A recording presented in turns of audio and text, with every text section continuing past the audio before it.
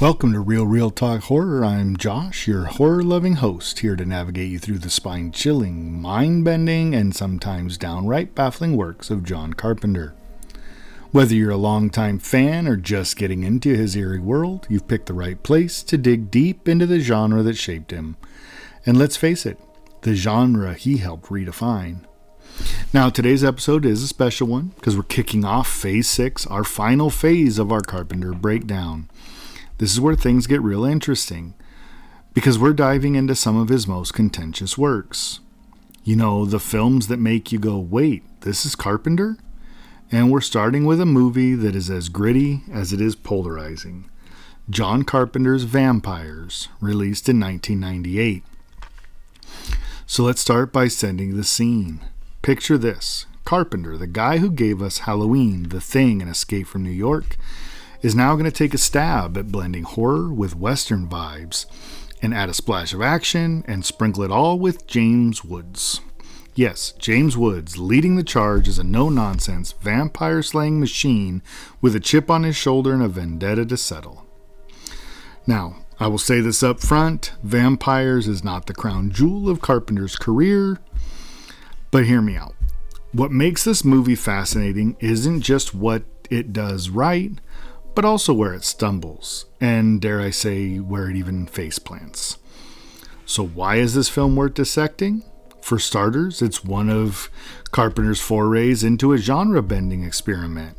He takes the grit and shoot-'em-up style of a Western, marries it with the blood-soaked chaos of a horror flick, throws in some action sequences that feel ripped straight out of a testosterone-fueled fever dream. It's this macho, high-stakes, literal and metaphorical story that feels larger than life. And while that might sound like a recipe for brilliance, Vampires lands up in a peculiar spot in Carpenter's career. It stirs up a lot of debate among fans and critics alike. But what's the hook here? It's not just another vampire movie. It's Carpenter's vampire movie. The same director who's mastered building tension with silence and space, who redefined how we see fear on screen, takes a swing at creating something bold and brutal. Does he succeed? We'll get to that.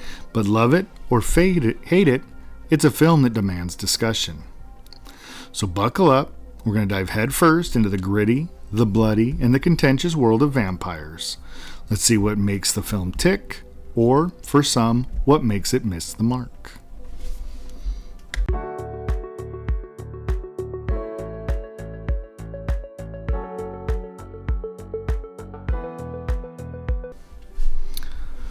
Let's dive into the world of Vampires, a movie that throws you headfirst into a grimy, blood-soaked version of reality, where vampires aren't just real, they're ancient, calculating, and utterly relentless predators.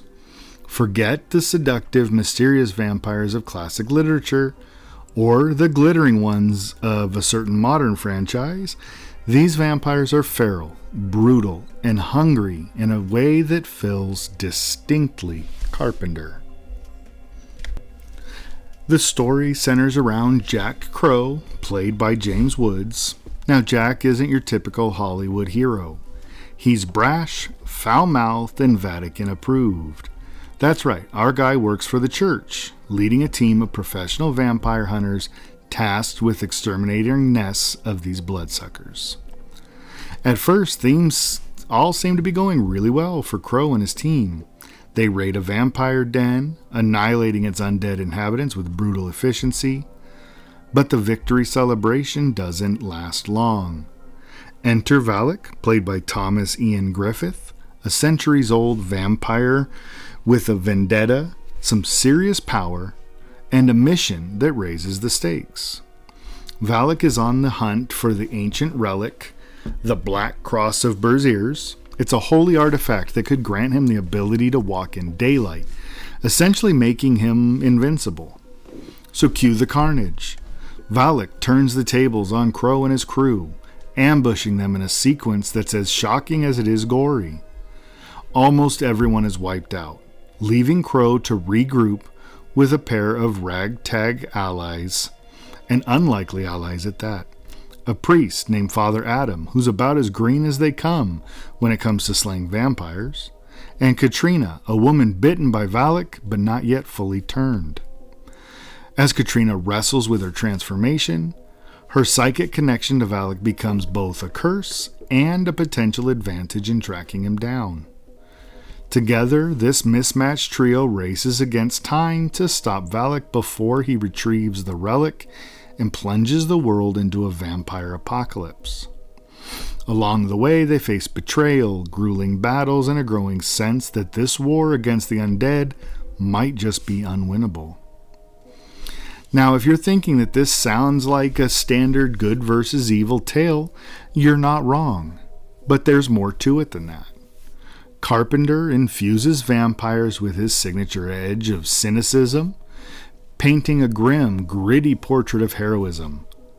This isn't about knights in shining armor.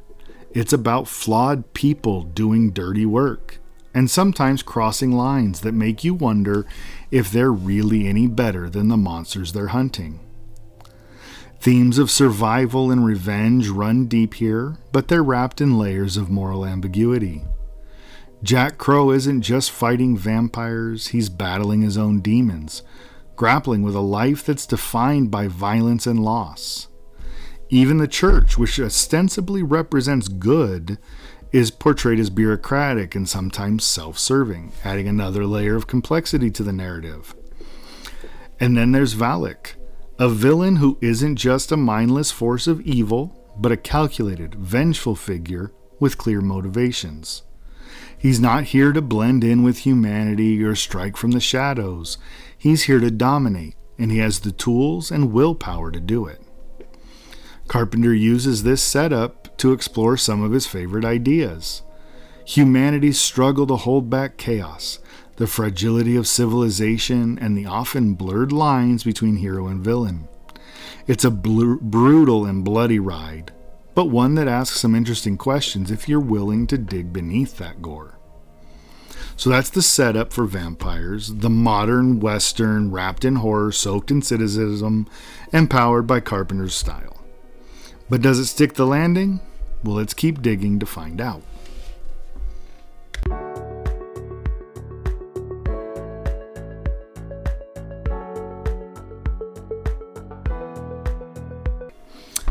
So let's pull back the curtain on the making of vampires and take a closer look at how this gritty bloodbath came to life. This time, Carpenter had a budget of about $20 million, a respectable amount for a horror flick in the late 90s, so it seems Carpenter should have the resources to craft his vision. So what makes vampires really stand out is the creative DNA that Carpenter infused into it. As we've gotten to know, he didn't just direct, he also composed the film's score, something we've grown to expect and love about his work. And the music here is a fascinating mix of Western-inspired, twangy guitars, blended with Carpenter's signature, moody synth vibes. So picture like a showdown at high noon, but instead of cowboys, it's vampire hunters versus undead predators. The soundtrack feels like the glue holding this movie's gritty tone together, even when the narrative falters, and it does falter. And let's talk about the casting, starting with James Woods as Jack Crow. Love him or loathe him, Woods brings this kind of ferocious, unfiltered energy to the role. He's brash, snarky, and intense, embodying this rough and tumble vibe that Carpenter envisioned for his vampire-slaying anti-hero. And Woods is the kind of actor who doesn't just play a role, he really dominates it. Then we have Daniel Baldwin stepping in as Montoya, who is Crow's grizzled sidekick. Baldwin, he does his best, but he's truly overshadowed by Woods at nearly every turn. And that's not really a knock on Baldwin. It's just that Woods' performance operates at a volume few can match. It's really kind of over the top. And rounding out the core cast is Cheryl Lee from Twin Peaks as Katrina, the unfortunate woman bitten by Valak, and she plays a challenging role. She has to balance vulnerability with an undercurrent of menace as she wrestles with her impending transformation, and Lee gives it her all. But her character often feels underwritten, leaving her to do a lot of the heavy lifting with limited material. I think at this point, maybe Hill was missing from the Carpenter algorithm. I don't know, maybe. Of course, it wouldn't be a Carpenter film without its share of production challenges. Tight deadlines and creative clashes with the studio always loom large on the set. Carpenter, known for his uncompromising vision, and when that meets studio interference, you could just imagine the friction. These pressures might help explain some of the film's uneven execution, from pacing issues and those underdeveloped character arcs. One of the most notable behind-the-scenes struggle was finding that right tone. Carpenter wanted a gritty, Western-inspired horror-action hybrid, which would have been a bold but tricky balance to strike. So it's no surprise that his ambitious blending of genres created challenges in both storytelling and production. And you can't forget, working with James Woods could not have been a walk in the park. Woods, known for his fiery personality, reportedly improvised a lot of his dialogue, which would have clashed with Carpenter's typically more structured style. Whether that was a source of creative friction or any unexpected gold is up for debate, but it undeniably adds to the film's energy. Despite all of this, there is a scrappy charm to Vampires. It's clear that Carpenter and his team poured a lot of effort into the project, even if the final result didn't reach the iconic heights we're accustomed to. Sometimes the beauty of a film lies in that imperfection, and Vampires is an imperfect example of that. So, tight budgets, creative tensions, and a cast that had varying levels of intensity, these elements combine to make this a fascinating entry in Carpenter's filmography. So, whether it's a guilty pleasure or a misunderstood gem, those behind-the-scenes stories add layers to the experience.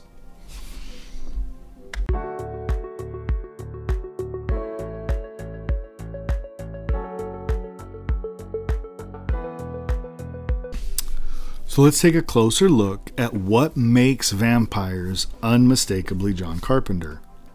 Because even if this movie isn't always celebrated as one of his best, his fingerprints are all over it. First, the visuals. Carpenter's mastery of widescreen cinematography is on full display here. The wide, desolate shots of the New Mexico desert are breathtaking and haunting, and they create a sense of isolation that fits both the horror and Western elements of the story. Whether it's the dusty roads, the sprawling landscapes, or the stark silhouettes of a vampire hunter against a blood-red sunset, you can see Carpenter's love for framing desolation. It's that cinematic minimalism at its finest, and it pulls us into that eerie, lawless world where vampires roam free. And then there's the soundtrack. I know I mentioned it earlier, but it's worth revisiting because it is such a key part of Carpenter's style. The mix of twangy guitars and iconic synth beats creates a vibe that's gritty and otherworldly all at once. It's almost as if the spaghetti western master Ennio Morricone and Carpenter himself teamed up to score this post-apocalyptic western. Every note underscores the tension, amplifies the stakes without ever overpowering the drama. Now, let's dig into the narrative. This is where Carpenter's recurring themes really come to light. And Vampires is steeped in his trademark cynicism, especially when it comes to human relationships. Trust is scarce, alliances are fragile, and survival takes precedence over morality. Jack Crow is a prime example. He is not a white knight. He's gruff, he's ambiguously moral, and driven by revenge as much as duty. In Carpenter's universe, heroes aren't shining beacons. They're scarred, flawed, and often just as dangerous as the villains they're facing. And speaking of villains, Valak, the film's central vampire, is as much a Carpenter creation as Crow. He's not just a monster. He's a calculating, almost mythic figure with a tragic backstory. Valak isn't your run-of-the-mill Dracula knockoff. He's menacing, but with an undercurrent of intelligence and purpose, which makes him far more compelling. One of the boldest aspects of vampires is how Carpenter blends genres, something he's done time and time again in his career. This is part horror, part western, part action, and all Carpenter. You can feel his fascination with genre fusion as he takes the ropes and tropes of a classic western, a lone gunslinger, a dusty frontier, and a deadly showdown, and overlays them with the blood-soaked terror of a vampire tale. Does it always work? Of course not. The western elements are strong, but they sometimes overshadow the horror, making the vampires feel more like villains in a shootout than the ancient, terrifying predators the script would suggest. And yet, that makes this film fascinating. Carpenter's swinging for the fences, trying to do something different with a vampire story. Love it or hate it, you kind of have to respect the ambition. And then there's the pacing. We know Carpenter as the master of building tension. And you can see that in the scenes where the hunters slowly approach a vampire nest, or when Valak stalks his prey. But at times, the balance between action and suspense is really uneven. Some sequences explode with energy, while others just keep dragging on just a bit too long. Thematically, Vampires also taps into Carpenter's recurring exploration of the outsider. Jack Crow and his team are very much outsiders, renegades operating on the fringes of society, doing the dirty work that no one else wants to touch. It's this idea of isolation, both physical and social, that runs through much of Carpenter's filmography, from Escape from New York to The Thing. It manifests as a ragtag group of vampire hunters, outnumbered and outgunned, fighting an ancient evil with little to no support from the world they're protecting. Another Carpenter hallmark, the idea that humanity might be just as dangerous as the monsters we fear. Sure, Valak is terrifying, but Jack Crow is no paragon of virtue.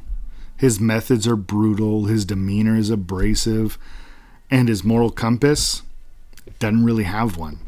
It's this moral ambiguity that adds depth to the story, even if it leaves us conflicted about who to root for.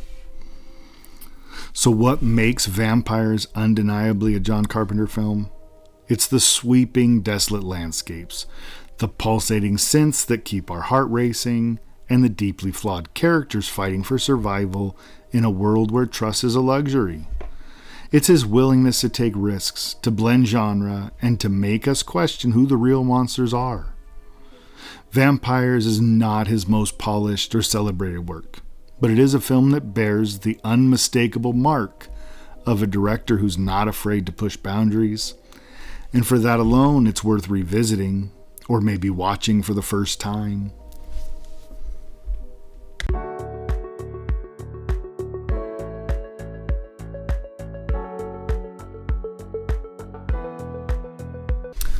So let's talk about the legacy of John Carpenter's Vampires. Because here's the thing. It might not have been a smash hit when it came out in 98. And it's still not his biggest movie, but it has carved out its own little corner in the world of cult cinema. At the time of its release, it had a tough road to walk. Critics were lukewarm and audiences seemed divided. The film was seen as a bit of an oddball. Neither traditional horror nor full-blown western, it sat kind of in the middle. With Carpenter's gritty vision at the helm, it wasn't really a box office disaster, but it wasn't setting the world on fire either. And yet here we are, decades later, talking about it. Why? Well, for starters, Vampires has that fiercely loyal following. Fans of Carpenter's, and even some who might not be diehard devotees, appreciate the audaciousness of this film. I mean, blending Western, action, and horror is no small feat, and Carpenter didn't just dip in, he dove all the way in. There's something bold about a movie that takes such big swings, even if it doesn't really connect with the bat. Over time, there are people who have come to appreciate the film's unique tone. That unapologetically macho, darkly comedic, unabashedly violent tone. And there is a certain charm to the rugged, no-frills style. In an era where horror was dominated by glossy slasher sequels and psychological thrillers, vampires stood out as something different. And then there's Carpenter himself. His influence on filmmakers is undeniable, and vampires is no exception. Directors like Quentin Tarantino and Robert Rodriguez have openly praised Carpenter's ability to blend genres, and you can see shades of his in their work. Now, this time around, it might go the other way around. From Dusk Till Dawn had that gritty action horror dark humor, and I think that's where the idea for vampires probably came from. Vampires wanted to take that idea of genre-bending storytelling. And in his movies, just like in that one, there's the rise of the anti-hero. Jack Crow, with his gruff attitude, moral ambiguity, and relentless drive, feel like the prototype for some of the more complex, flawed protagonists that we see in genre films today. But the impact of vampires isn't just in the world of cinema. Its aesthetic, dusty, desolate, and steeped in Western grit, has influenced video games, graphic novels, and even television. Shows like Supernatural, with their roving monster hunters and Americana vibe, they kind of owe a little something to Carpenter's take on the vampire mythos. Even the film's flaws have sparked interesting discussion. Critics and fans alike have debated whether its uneven tone was a bold choice or just a missed opportunity. Was Carpenter trying to push the boundaries of the genre, or was he constrained by studio interference? These conversations have kept the movie alive in a way that more conventional films might not have achieved. So where does this fit in Carpenter's overall legacy? It's not top tier with Halloween or The Thing, but it's an important example of his willingness to experiment. Carpenter was always a director who liked to take risks and refused to stay in one lane, and Vampire is a testament to that creative fearlessness. And let's be real, while vampires may not have reinvented the genre, it's still a wild ride, and it's a movie that knows what it is, gritty, gloriously over the top, and undeniably a John Carpenter flick. So if you've never seen the movie, or if it's been a while, give it another look. Watch it through the lens of a director who wasn't afraid to mix genres, take risks, and leave his mark, even if it isn't perfect. And remember, cult classics, though this isn't quite one, they're not born from perfection. They're born from passion, risk, and a willingness to be different.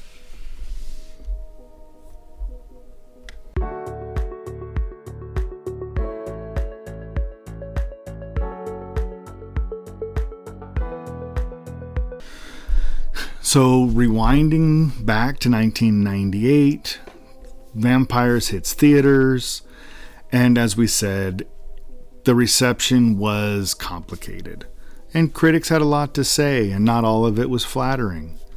On one hand, some appreciated Carpenter's grit and his willingness to bring humor into the mix. The film had a rough and tumble charm that felt unique, especially in a horror landscape that was leaning heavily on that sleek slasher sequel and psychological thrills. Carpenter went the opposite direction with the dusty deserts, bloody battles, and a snarky, swaggering James Woods leading the charge.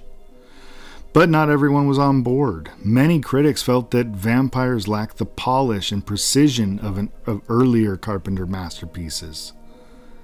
The pacing was called out as uneven, the plot as chaotic, and the tone as inconsistent. It wasn't a critical darling, and at the box office, it performed modestly, neither a flop nor a runaway success. As we mentioned, the film was made for about $20 million, and it brought in $20.3 million at the box office, so it was break-even territory. And at the time, it probably turned a profit when it went to rental and video. So where does Vampires stand now? Well, some modern audiences have started to reevaluate the film, not necessarily as a misunderstood masterpiece, but as a flawed gem that deserved a second look. What's changed? Well, for one, genre fans have come to appreciate that audacity of John Carpenter. Mixing Western grit and vampire lore wasn't a common formula at the time, and it still is a bold choice today. It's that kind of experimentation, especially in horror. It can often take years to find its audiences. And in a way, Vampires feels a little ahead of its time. Themes like survival, rebellion, and blurred lines between good and evil are just as relevant now as they were in the 90s. And let's not forget that campy charm. There's something entertaining about James Woods as Jack Crow, his relentless one-liners, his bravado, and that over-the-top acting. It's part of what makes it fun. And then there's that cult following we mentioned. As is the case with so many Carpenter films, time has been a little bit kind. It found a home among fans who love the raw energy and the unique mashup of genre. And yeah, even the imperfections in the so bad it's good side of things. And let's be real, part of the charm of Vampires is that it doesn't try to be perfect. It's messy and chaotic, but it's also bold and creative.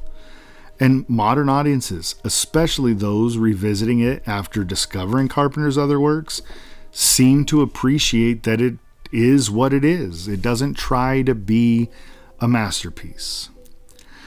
And when we talk about the reception of Vampires, it's important to look at the bigger picture of Carpenter's career.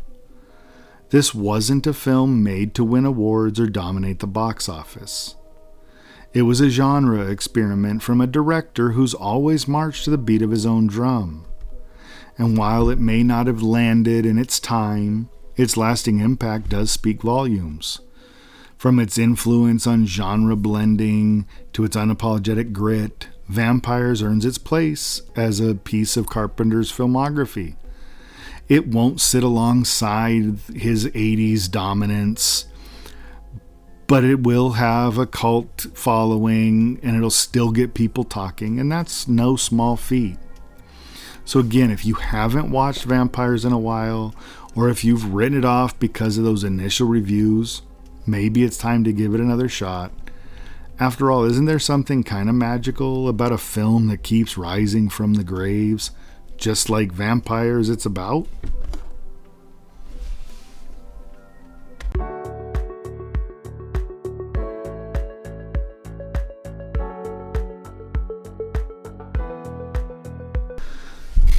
So where does John Carpenter's Vampires land in the vast and varied Carpenter canon? Well, it's complicated. On one hand, it is a bold experiment, ambitious and dripping with style. On the other hand, it's messy, uneven pacing, polarizing performances, and a story that doesn't always stick. But it's Carpenter. From the wide desert vistas to the gritty synth and guitar score, his fingerprints are all over it. It's not afraid to take risks, even if those risks don't always pay off. And in the world of cookie-cutter horror films, there is something refreshing about a movie that takes a big swing, even if it misses a few times. All that said, for me, Vampires is a 4 out of 10. This is far from his best work. It's flawed, but unique take on the vampire subgenre. If you're a fan of Carpenter's style or you love vampire movies that stray from the usual gothic tropes, it's definitely worth a watch. And I guess it can be fun to see James Woods chewing up the scenery, right? And with that, I think we'll wrap up our discussion on Vampires, but don't go too far because next time We're diving into another divisive Carpenter flick, Ghosts of Mars. If you thought vampires was a wild ride, just wait until we unpack the sci-fi horror madness that is Ghosts of Mars. You're not going to want to miss that one. And as always, thanks for tuning in to the Real Talk Horror. Make sure to follow us on Instagram and Threads at Real Talk for updates, behind the scenes content, maybe a few sneak peeks at what's coming next. And hey, if you enjoyed today's episode, please rate and review the podcast. Seriously, your support means the world, and it helps me keep this spooky train rolling. But until next time, stay creepy, stay curious, and most importantly, keep it real.